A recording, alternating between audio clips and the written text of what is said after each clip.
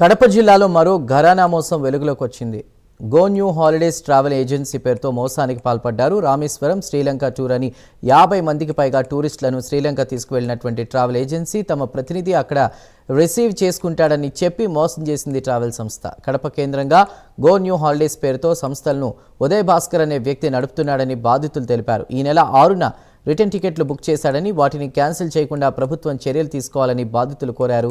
బెంగళూరు నుంచి 11 మంది, హైదరాబాద్ నుంచి 40 మంది గో న్యూ హాలిడేస్ ట్రావెల్ మాయలో పడ్డారు. శ్రీలంక లోకల్ ట్రావెల్ సంస్థల ద్వారా తలదాచుకున్నామని బాధితులు తెలిపారు.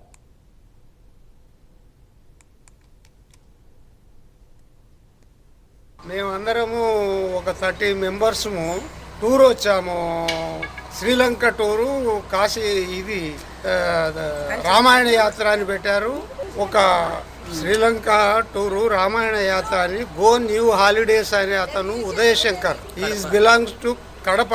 ఆ ఏజెంటు మమ్మలను మోసం చేశాడు, చీటింగ్ చేశాడు. ఎయిర్పోర్ట్లో కొలంబోలో మాకు 5 గంటలు కూర్చునబెట్టాడు.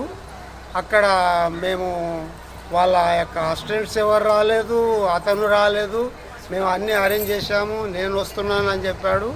మా అందరి దగ్గర డబ్బులు 55,000. ట్రావెల్ ఏజెంటు కడప ఆయన ఇంతకుముందు ఇండియాలో కొన్ని టూర్లు తీసాడని నమ్మి మేము అందరము ప్రయాణం అయ్యాము.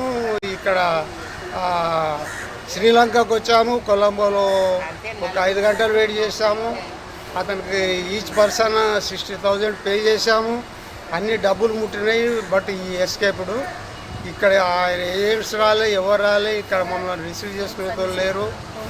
మరి మేము చాలాసేపు అక్కడ మా పరిస్థితి చూసి కొలంబోలో ఉండే పోలీసు వాళ్ళు కానీ, అక్కడ ఉండే అసిస్టెంట్స్ వాళ్ళు కానీ అడిగి తెలుసుకొని